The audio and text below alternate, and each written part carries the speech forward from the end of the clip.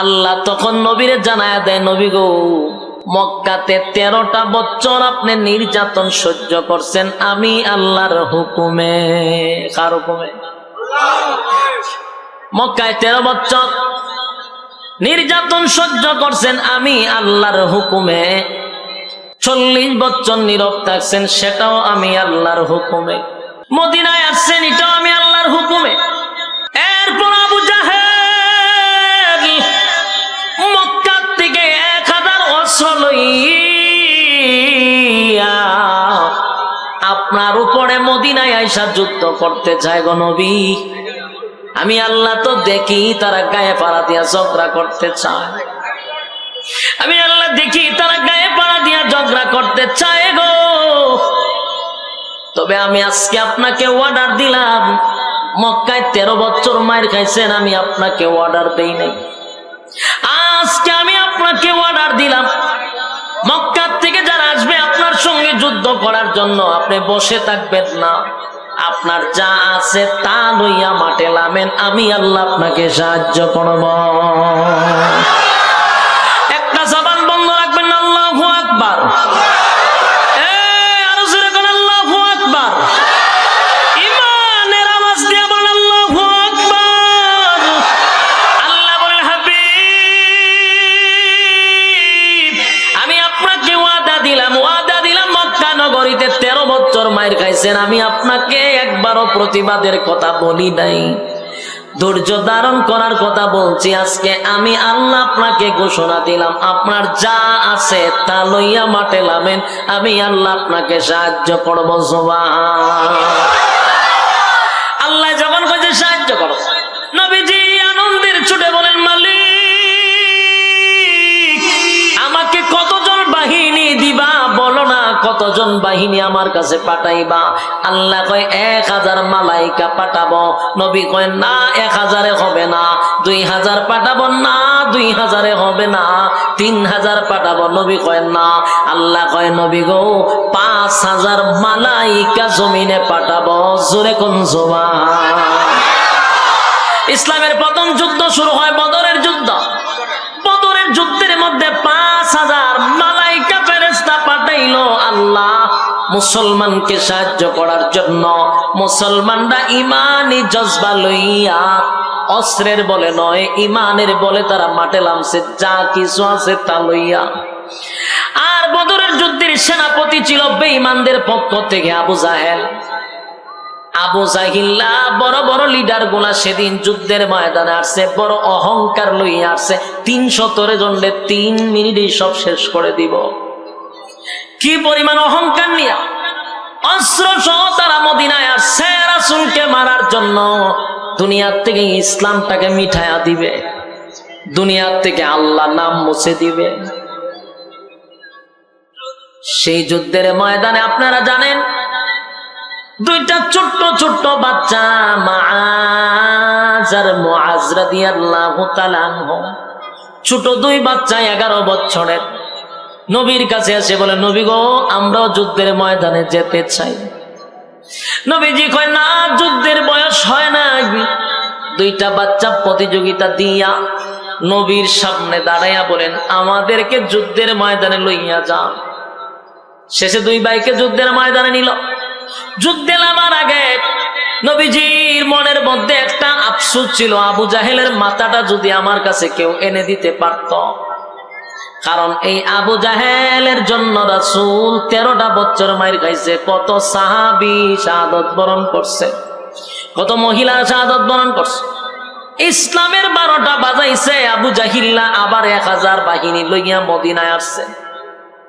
সবচেয়ে বেশি খুশি হইবে যদি আবু জাহিল্লার মাথাটা নবীর কাছে কেউ দিতে পারে। কিন্তু দেখেন ওই 2 বাচ্চা মুআজ আর মুআজ, ছোট 2 ভাই, এই কথাটা শুনছে যে আবু জাহেলের মাথা নবীর কাছে দিলে নবী খুশি হন। সবাই যুদ্ধে নামছে। আর মুআজ আর মুআজ 11 বছরের 2 বাচ্চা বাস পাখির মতো ঘুরতেছে আবু জাহেলকে ধরার জন্য। সুবহানাল্লাহ। আবু জাহেল সাধারণ কোন সেনাপতি ছিল না, 1000-এর মধ্যে সেনাপতি। সবার থেকে তার বডি বড়, সবার থেকে সে দক্ষ, চেহারা সুরত সর্বদিক দিয়া সে কিন্তু একটা স্বয়ং সম্পূর্ণ। তার সঙ্গে যুদ্ধ করতে গেলে হিসাব আছে, যে কেউ তার সঙ্গে তরবারি নিয়ে যুদ্ধ করতে পারে না, সামনে যেতে পারে না। কিন্তু 12 বছর 11 বছরের দুই ভাই আবু জাহিল্লার পিছনে দৌড়তেছে, কোন সময় আবু জাহিল নে তরবে। দুইটা ভাই আবু জাহেলের গোড়ার সামনে গিয়া দাঁড়াইছে। আবু জাহেল গোড়ার উপরে, দুই ভাই গোড়ার নিচে। এদের সাথে কেউ যুদ্ধ করে না, ছোট বাচ্চা কেউ মারতেও চায় না। দুই ভাই এক ভাই গোড়ার পায়ের মধ্যে তরবারি দিয়ে আঘাত করছে। গোড়ার পায়ে যদি আঘাত করে গোড়া কি দাঁড়ায় থাকবো? জোড়ার সাথে সাথে মাটিতে পড়ে গেছে। আবু জাহিল্লা উপর থেকে নিচে পড়ে গেছে। নিচে পড়তে দেরি আর তরবারি গলার মধ্যে লাগাইতে দেরি নাই। সুবহানাল্লাহ, কত বড় পালোয়ান চিন্তা করেন আবু জাহিল্লা। ওই উপর থেকে যেমন পড়ছে, পড়ার সাথে সাথে এক ভাই মেরে দিছে গলার মধ্যে, দেরি করছে না। কুবা শামসুর মতো কুবাইছে, জনমের কুবানি কুবাইছে আবু জাহিল্লা। কত বছরের বাচ্চা? 11 বছরের বাচ্চা। সবচেয়ে বড় অহংকার আর সবচেয়ে বড় সন্ত্রাস আবু জাহিল্লার 11 বছরের বাচ্চা তরবারি দিয়া গলার মধ্যে মেরে দিছে। গলাটা এখনো গলা বডির থেকে আলাদা করতে পারে নাই। এর ভিতরে আরেকজন বেঈমান আইসা মাআজ আর মুআজ দুই ভাইয়ের এক ভাইয়ের হাতের মধ্যে আঘাত করছে। হাতটার সাথে সাথে কেটে গেছে। ডান হাতে আর তরবারি নিতে পারে না, হাতটা কেটে ঝুলে আছে। অন্য হাত দিয়ে আবু জাহিল্লার গলার মধ্যে পৌঁছাইতে আছে। সুবহানাল্লাহ। যুবক ভাইরা আমার, লম্বা ঘটনা। এই আবু জাহেল অহংকার নিয়ে আসছিল। আল্লাহ কয়, তুই বেশি অহংকার দেখাইছস, বড় কোন যোদ্ধা দিয়া তোরে সাইজ করব না, 11 বছরের বাচ্চা দিয়া তোরে সাইজ করব। 1000 বাহিনী আসছে 300 জনকে মারার লেগা। 313 জন, 313টা তরবারি নাই, অনেকের হাতে খেজুরের ডাল। আর এরা 1000 সবগুলার অস্ত্র আছে। এই যে 313 জন গিয়া ঢুকছে, বেঈমানরা চিৎকার দেয় আর জাগাতি শেষ হয়ে যায়। যুদ্ধ করতে ঢুকার সাথে সাথে চিৎকার দেয় আর জাগাত শেষ। কিছু মানুষ দৌড় শুরু করছে যুদ্ধ ছাইরা, কিছু মানুষ পলাইতে আছে, কিছু মানুষ বন্দী হয়ে গেছে। একজন রে জিগায়, ভাই যুদ্ধের ভিতরে ঢুকে চিৎকার মানুষ কেড়ে, আমরা তো সংখ্যায় বেশি, কিন্তু আমরা এইভাবে দৌড়তেছি কেন, পলাইতেছি কেন, ঘটনা কি? বলে ঘটনা কি, যুদ্ধের ভিতরে ঢুকছি, যুদ্ধ করতাম, গিয়া দিয়ে মুসলমানরা তরবারি তুলে একটা নিচ থেকে উপর থেকে পরে 70টা তরবারি উঠে কয়টা, কিন্তু যখন দেয় তখন 70টা আসে। সুবহানাল্লাহ। এই দৃশ্য কাফেররা দেখিয়া জাগা তুই শেষ, আর দৌড় শুরু করছে। যুদ্ধ রাইকা এরা পলায়া মক্কা, মদিনার থেকে মক্কায় যাওয়া শুরু করছে। 1000 রে ধূলিসাৎ করছে। আল্লাহ এই 313 জন দিয়া বদরের যুদ্ধটাকে বিজয় দান করছে। সুবহানাল্লাহ। বলুন, অস্ত্রের বলে না ইমানের বলে? ইমানের বলে। কতজন ছিল? 313 জন। ইসলামের প্রথম যুদ্ধেই তারা বিজয় আনছে। 313 জন, তাও অস্ত্র নাই, ইমানের বলে। আজকে গোটা পৃথিবীতে 250 কোটি মুসলমান বসবাস করে। কত কোটি? 250 কোটি মুসলমান বসবাস করে। আজকে মাত্র কয়েক লক্ষ ইহুদিরা 250 কোটি মুসলমানের কলিজায় আগুন ধরাচ্ছে। 250 কোটি মুসলমানের কলিজায় রক্তকরণ করছে এই কয়েক লাখ ইহুদির বাচ্চারা। মুসলমানের ক্ষমতা নাই ইহুদিদেরকে দমন করার। সংখ্যায় আমরা কম না বেশি? 250 কোটি মুসলমান, 1 কোটি ইহুদিও না। 80 লক্ষ ইহুদি না 70 লক্ষ ইহুদি আছে? 82 লক্ষ। চিন্তা করেন, মাত্র 82 লক্ষ ইহুদি আর 250 কোটি মুসলমান। আফসোস আর আফসোস। আর আমরা দোয়া করি, আল্লাহ তুমি গাইবি ভাবে ফিলিস্তিনকে সাহায্য করো। আল্লাহ জুতাদা দিব, আমরা কি দাদা দিব? জুতাদা দিব। অপেক্ষা করে এই দোয়া করেন না, আল্লাহ গাইবি ভাবে, কেন গাইবি ভাবে সাহায্য করতে গেলে 250 কোটি মুসলমান থাকতে আল্লাহ গাইবি সাহায্য আনতো কেন? আমরা কি সব হিজরানি? আল্লাহ কেন গাইবি সাহায্য করত? ওই আবাবিল পাঠাইছিল মক্কা হেফাজত করার লেগে। এই সময় কি মুসলমান আছি? কথা কন্যা দি, এই সময় মুসলমানের সংখ্যা ছিল না, তাই আল্লাহ আসমানি ভাবে সাহায্য করছে। এখন 250 কোটি মুসলমান আছে, এখন কেন গাইবি ভাবে সাহায্য করত? এগুলো ভুল ধারণা। আবাবিল আসবে না, এটা সম্পূর্ণ ভুল। আমরা যদি পারি তাহলে আল্লাহ আবার আমাদের হাতে মসজিদ ফিরাইয়া দিবে। যদি পৃথিবীর সব মুসলমান এক হইতে পারে, পারবো না তো। আমরা ফাঁসাইটা কি তারে ভাই, এক এক সময় এক এক আওয়াজ, একবার কমাও একবার বাড়াও,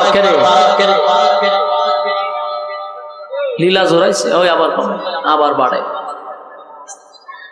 বলুন, গোটা পৃথিবীতে 250 কোটি মুসলমান, আমরা যদি এক হয়ে যায়, আল্লাহর কসম 82 লক্ষ ইহুদি পালাইবার জায়গা পাবে না। পালাইবার জায়গা পাইব? আমরা এক হইতে পারি না। তো আমাদের দোয়া হইল কি তা আবাবিল আসতো না, আবাবিল আসবে না। আমরা মুসলমান এক হইতে। আমেরিকার তেল দেয় আমাদের আরব দেশ, পৃথিবীর সবচেয়ে দামি দামি সম্পদ গুলো আল্লাহ মুসলমানরে দিছে। তেল কিন্তু কোন ইহুদিরে দিছে? কথা হয় না। বদরের যুদ্ধ ইমানের জোরে তারা কিন্তু বিজয় পাইছে। কিসের জোরে? অস্ত্রের জোরে নয়, ইমানের জোরে পাইছে। ইমানের জোরে পাইছে, অস্ত্রের জোরে নয়, ইমানের জোরে। এখনো যদি আমাদের ইমান সাহাবীদের মতো হয়, আল্লাহ আবার আমাদের কাছে আসবে, এর মধ্যে কোনো সন্দেহ নাই। যুবক ভাই আমার, রব্বি কারীম বলেন, একটা দুইটা নয়, মদিনার মধ্যে অসংখ্য যুদ্ধ হয়েছে। সাহাবায়ে কেরাম সিদ্ধান্ত নিল, নবী গো চলুন আমরা মক্কায় যাব। ওই হিজরতের পরে আর কিন্তু মক্কায় যায় নাই। তাই রাসূল ঘোষণা দিল মক্কায় যাবে হজ করার জন্য।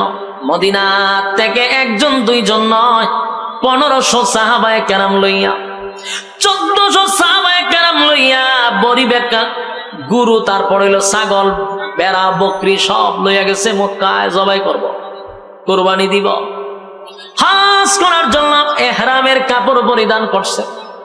1400 সাহাবী লইয়া মক্কায় গেছে, প্রায় 500 কিলোমিটার দূর মদিনা থেকে মক্কা। সেখানে মক্কা থেকে 19 কিলোমিটার দূরত্ব একটা জায়গার নাম হলো হুদাইবিয়া। মক্কা থেকে কত দূর?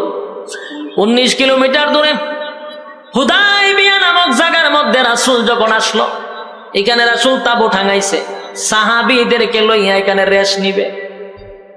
এর মধ্যে খবর হয়ে গেছে মক্কার মধ্যে আব্দুল্লাহর পুত্র মুহাম্মদ মক্কায় আসতেছে মক্কা দখল করার জন্য। নাউজুবিল্লাহ, মক্কায় আসতেছে মক্কা দখল করার জন্য। আব্দুল্লাহর পুত্র মুহাম্মদ আসতেছে, অথচ নবী আসছে কিসের জন্য? হজ করার জন্য নবী আসছে রে। মক্কায় খবর হয়ে গেল আল্লাহ নবী নাকি মক্কা দখল করার জন্য আসছে।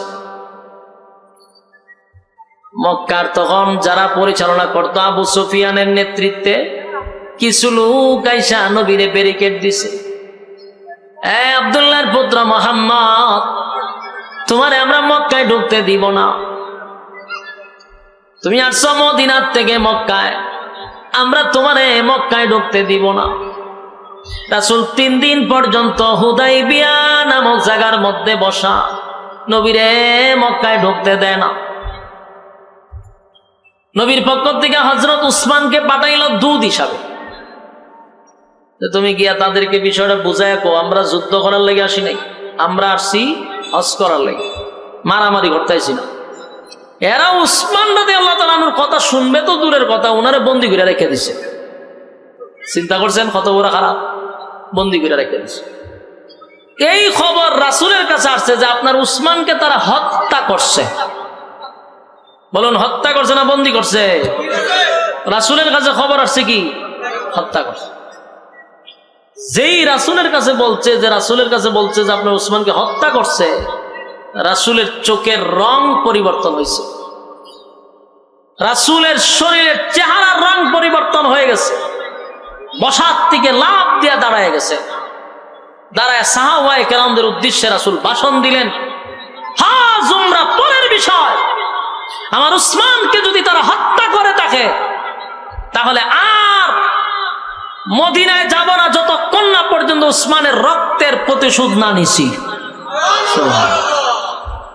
কি বুঝলেন? খালি নরম না গরম? কথা কই না দি? আমরার মধ্যে গরম আসেনি? আছে। আমরার মধ্যে গরম নাই। আমরার মধ্যে গরম থাকলে গোটা বরিশাল জেলার মধ্যে, বিভাগের মধ্যে একজন আলেমদের রক্ত জড়ানোর পরে আপনারা কেন ঘরে বসে আছেন? কথা কন না দি? বুঝে রয়েছেন তো? একজন আলেমের রক্ত জড়াইছে, সেদিন আপনারাও বায়াত গ্রহণ করা দরকার ছিল যে চরমনার পীর সাহেবের রক্তের প্রতিশোধ না নিয়ে আমরা ঘরে ফিরবো না ইনশাআল্লাহ। দরকার ছিল, কিন্তু আমরা এটা করি নাই। সম্মানিত শুধু রাসূল সেদিন নিজেই দাঁড়ায় গেছে, দাঁড়ায় বলছে উসমানের প্রতিশোধ না নিয়ে আমি মদিনায় যাব না। তোমরা কারা কারা আমার সঙ্গে আসো, হাত তোলো। রাসূল সাল্লাল্লাহু আলাইহি সাল্লাম যখন হাত দিছে, সাহাবায়ে কেরাম হাতের মধ্যে এইভাবে রাখছে, রাইখা বললেন, হুজুর আমরা সবাই আপনার কাছে বায়াত হলাম, উসমান রক্তের প্রতিশোধ না নিয়ে মদিনায় যাব না। ওইলো বায়াত। এটা কি তা? এখান থেকে বায়াত আসছে। মূলত বায়াত হয়েছিল রক্ত দেওয়ার জন্য। কি দেওয়ার জন্য? আর আমরা তো সব বায়াত গ্রহণ হয় সাইলে ডাইলে খিচুড়ি খাওয়ার জন্য। আফসোসের বিষয়, বায়াত হয়েছিল রক্ত দেওয়ার জন্য, আর এখনের বায়াত চালু হয়েছে খাইলে আর ডাইলে খিচুড়ি বানাই একসাথে খাওয়ার, এলে বায়াত হয়। সম্মানিত শুধু রাসূল সেদিন সিদ্ধান্ত নিছে মক্কায় গিয়ে যুদ্ধ করবে।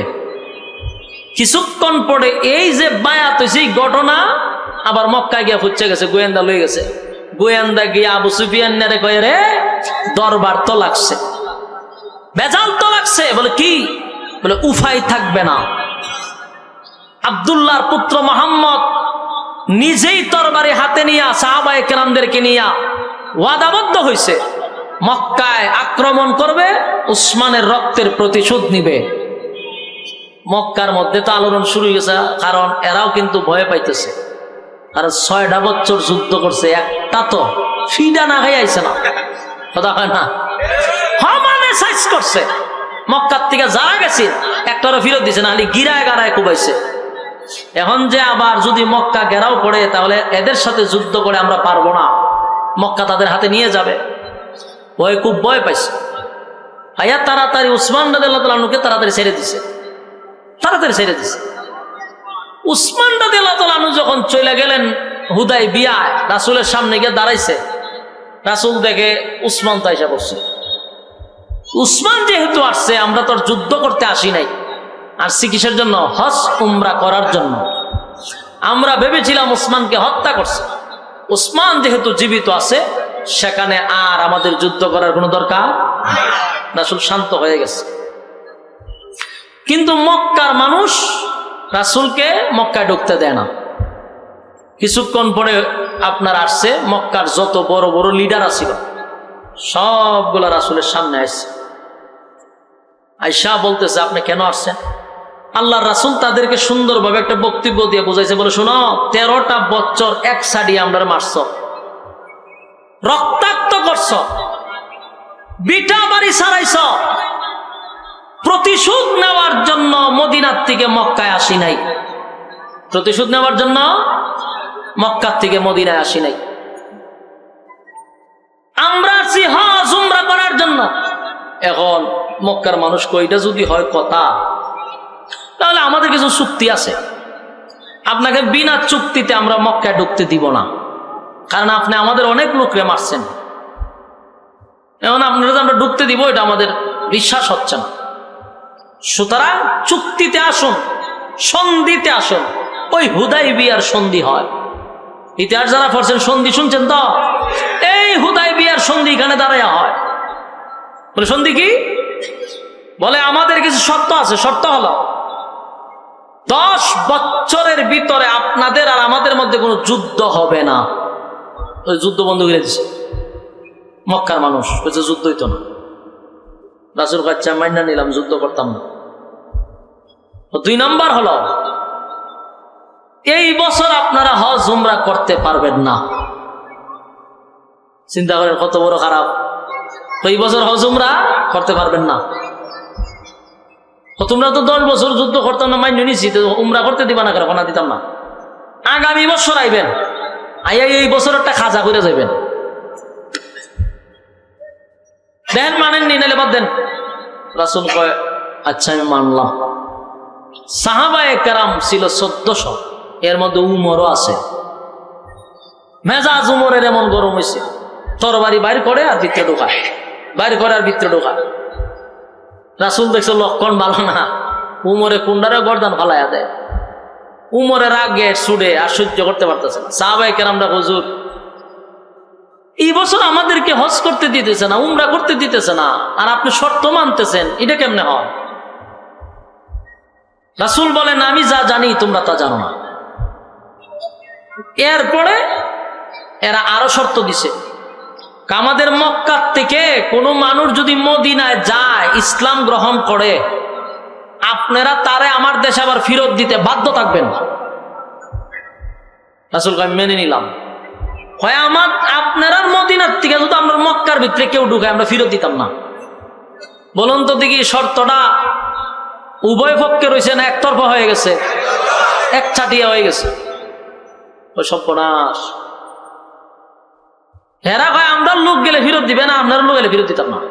তার মানে প্রতিটা চুক্তি, প্রতিটা শর্ত অপমানজনক। কথা কয় সাহাবায়ে কেরাম খুব রাগান্বিত এবং মেনে নিতে পারতেছে না, কিন্তু রাসূল মেনে নিচ্ছে। রাসূল মেনে নিলে সাহাবীদের কোনো কিছু করার আছে?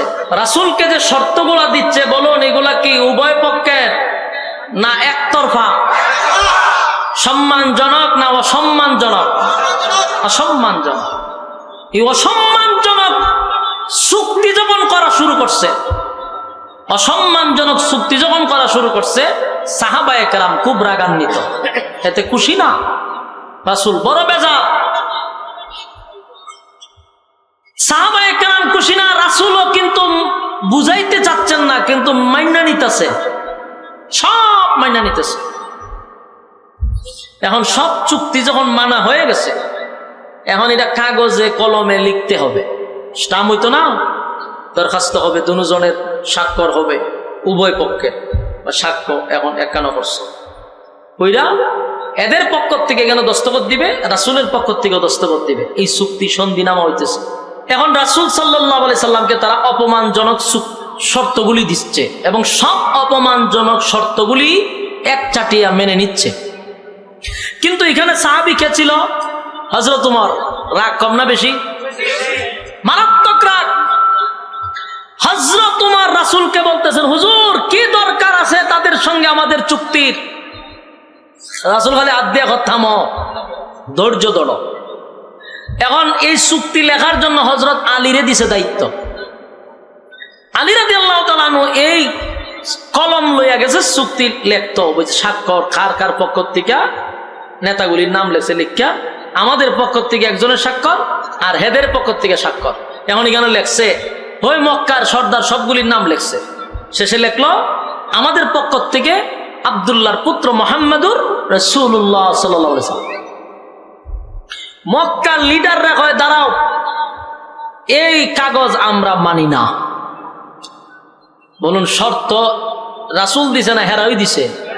হেরাই দিছে, হেরার কথাই সবকিছু ওকে। এখন কই এই কাগজ আমরা মানি না। কেন মানেন না? যেই কাগজে রাসূল থাকবে এই কাগজ মানি না। আপনারা কিতাব বুঝুন, আমার কথা শুনুননি আপনারা?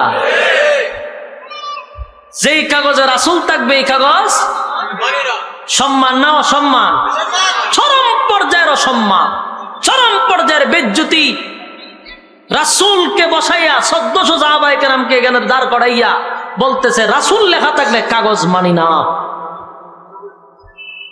অহংস সব সাহাবীদের চোখের রং পরিবর্তন হয়েছে, লাল হয়ে গেছে, আর তরবারে আড্ডা ধরে চাইলে অনুমতি দিত আর গর্দান ফেলাই দিত, কিন্তু রাসূল তো অনুমতি দেয় না।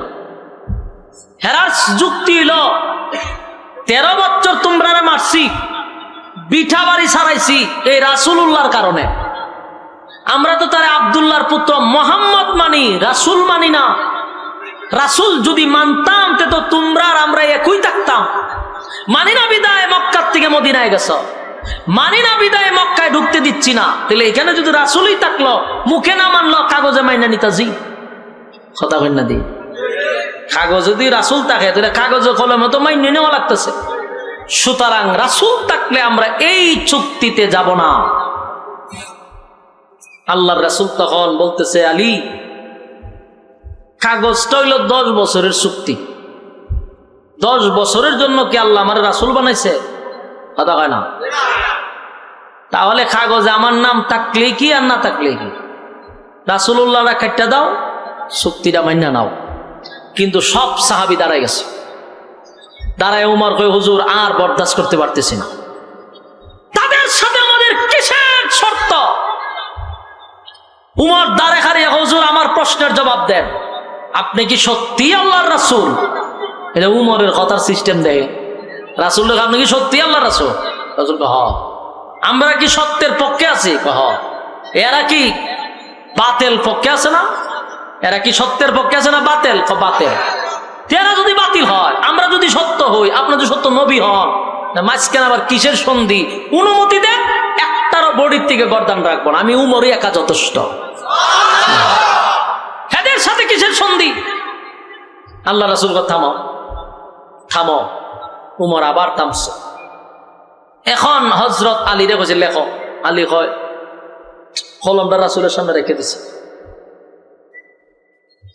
হযরত আলী বলেন, ছোটবেলার থেকে আমি আপনার সঙ্গে থাকি, আপনি আমার চাচাতো ভাই এবং আপনি আমার শ্বশুর। নবীজি, আপনার অবাধ্য আমি কোনোদিন হই নাই, আপনার বিরুদ্ধে আপনার অবাধ্য আমি কোনোদিন হই নাই, হব না। কিন্তু আজকে আমি অবাধ্য হলাম, আমি আলীর দ্বারা সম্ভব না মুহাম্মাদুর রাসূলুল্লাহ শব্দটা কেটে দেওয়া, আল্লাহ নবীর শেষের নামটা রাসূলুল্লাহটা কেটে দেওয়া আমি আলীর দ্বারা সম্ভব না। আমি চাইলেও পারবো না গো নবী, আল্লাহর হস্তে মাফ চাই। নবীজি বুঝতে পারলেন কোন সাহাবী রাসূল কাটতে পারবে না, তাই নবী নিজেই কলমটা লইয়া রাসূলুল্লাহটা কেটে দিল। সব সাহাবীদের কলিজাটা যেন ফেটে ভেঙে টুকরা টুকরা হয়ে গেছে। সাহাবীরা কান্দে বলে, 1500 সাহাবী, নবীর জন্য জীবন দিতে আমরা প্রস্তুত। যেই নবীর জন্য বিটা বাড়ি ছাড়লাম, যেই নবীর জন্য আত্মীয় স্বজন ছাড়লাম, মা বাবা ছাড়লাম, আজকে আমাদের সেই নবীরা আমাদের সামনে দাঁড় করাইয়া রাসূলুল্লাহটা কেটে দিল। এর থেকে চরম পর্যায়ের অপমান আর কি হতে পারে? নবীজির সামনে সাহাবায়ে কেরামরা বরদাস্ত করতে পারে না, কান্না শুরু করছে, চোখের পানি ছেড়ে দেওয়া শুরু করছে। কেউ মাইনা নিতে রাজি না। নবী গো, কেমনে আমাদের সামনে রাসূলুল্লাহটা কাইটা দিল? কেউ বরদাস্ত করতে পারে না। নবী বোঝায়, সাহাবীরা শুন, 10 বছরের চুক্তিনামা, 10 বছরের চুক্তিনামার মধ্যে রাসূল থাকলেই কি আর না থাকলেই কি, আমার আল্লাহ রাসূল বানাইছে কিয়ামত পর্যন্ত। কিন্তু সাহাবায়ে কেরাম মেনে নিতে পারলো না। 1400 সাহাবীদের সামনে রাসূলুল্লাহটা কেটে দিল, বরদাস্ত করতে পারে না। মনের মধ্যে কষ্ট লইয়া চুক্তিনামাগুলি মেনে নিল, সন্ধি মেনে নিল। এবার আল্লাহর নবী ডাক দিয়া বললেন, সাহাবীরা রে, মক্কায় তো আর ঢুকতে দিল না, বেড়া বকরি জানছিলা জবাই করার জন্য, হুদায়বিয়ার ময়দানে জবাই করে ফেলো। এখানে জবাই করে এখানে কুরবানি দিয়া তারপরে আমরা মদিনার দিকে রওনা দিব। 1400 সাহাবী আল্লাহর নবীর নির্দেশ পালন করতে গিয়া পরিবেকরা বকরিগুলা, ভেড়াগুলা সবগুলা হুদায়বিয়ার আশেপাশে জবাই করে দিছে। জবাই করে সাহাবায়ে কেরামরা আশা লইয়া, বুক ভরা আশা লইয়া, 6টা বছর পরে আসছিল মক্কায় যাবে, নিজের জন্মভূমিতে পাড়া দিবে, খানায় কাবা জিয়ারত করবে, হজ করবে, উমরা করবে, কিন্তু দিল না। বুক ভরা বেতা লইয়া 1400 সাহাবী রাসূলের অনুমতিতে মদিনার দিকে আবার রওনা দিছে।